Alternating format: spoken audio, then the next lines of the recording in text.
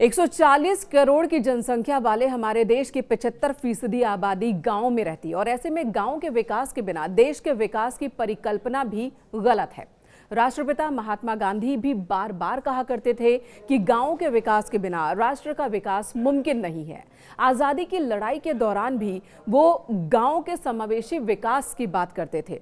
वो गांव के आत्मनिर्भर बनने की बात किया करते थे।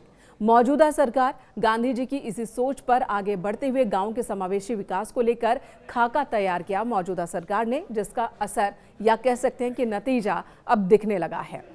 नाबार्ड के मुताबिक 2016-17 से 2021-22 यानी कि इन 5 सालों के बीच में गांव के लोगों की आय में 58% का इजाफा हुआ है। 2016-17 में आय 8,059 रुपए थी, जो 2021-22 में बढ़कर 12,698 रुपए हो गई है।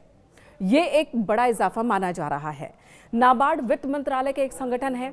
गांव में निवेश और खेती बाड़ी पर ध्यान देने के लिए, काम करने के लिए इस संगठन का गठन किया गया और बीच बीच में नाबार्ड की ओर से सर्वे भी कराया जाता है और इसी सर्वे के आधार पर अलग अलग पैमानों पर इस बार सर्वे कराया गया, जिसमें गांव वालों की आय, खर्च, बचत तमाम बातों को ध्यान में रखा गया और सरकार का ये दावा है कि 5 साल में 2016-17 के बाद 2021-22 इन 5 सालों में 58% आय में बढ़ोतरी हुई है। वहीं अलग अलग पैमानों की बात कर लेते हैं। गांव में लाइफ स्टाइल भी बदल गई है। जी हां, इसी रिपोर्ट का दावा है कि अब गांव के लोग गैर खाद्य पदार्थों पर खर्च ज्यादा कर रहे हैं और पहली बार ऐसा हुआ कि 50% से ज्यादा खर्च गैर खाद्य पदार्थों पर किया गया है। 2011-12 में 46% जहां ये खर्च था, तो 2022-23 में ये बढ़कर 54% हो गया है। वहीं खाद्य पदार्थों पर जो खर्च ग्रामीण किया करते थे, उसमें कमी दर्ज की गई है। आंकड़ों के मुताबिक मौजूदा सरकार के कार्यकाल में खाद्य व्यय 53% से घटकर 47% पर आ गया है। ये अधिक वित्तीय लचीलापन और गांव के लोगों के जीवन में सुधार को दर्शाता है ये आंकड़ा। रही बात बचत की, तो सालाना बचत में भी इजाफा हुआ है। 45% की बढ़ोतरी दर्ज की गई है। सरकार के अनुसार ग्रामीण भारत में सालाना बचत में 45% की बढ़ोतरी देखी गई है। ये मात्र 5 सालों में हुआ है। 9,104 रुपए से बढ़कर ये 13,209 रुपए हो गया है। वहीं गांव की बढ़ती वित्तीय ताकत को ये आंकड़ा दिखाता है कि अब गांव के लोग वित्तीय तौर पर ज्यादा मजबूत हुए हैं, ज्यादा आत्मनिर्भर हुए हैं। बीमा की बात कर लेते हैं। अब गांव के लोगों के बीच भी बीमा लेकर अपने भविष्य को सुरक्षित करने का चलन बढ़ गया है।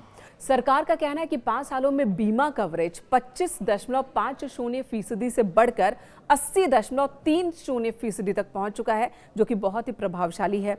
अधिक से अधिक परिवार, गांव के ज्यादा से ज्यादा परिवार अब बीमा कवरेज से जुड़ रहे हैं, बेहतर वित्तीय फैसले ले रहे हैं और अपना भविष्य सुरक्षित कर रहे हैं। वहीं वित्तीय साक्षरता बढ़ी है। कह सकते हैं कि अगर इतना कुछ बदलाव हुआ है तो इसकी एक वजह वित्तीय साक्षरता का बढ़ना भी है।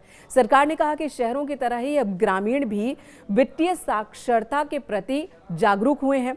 वित्तीय साक्षरता 2016-17 की बात की जाए तो 33.90% थी, अब बढ़कर ये 2021-22 में 51.30% हो चुकी है।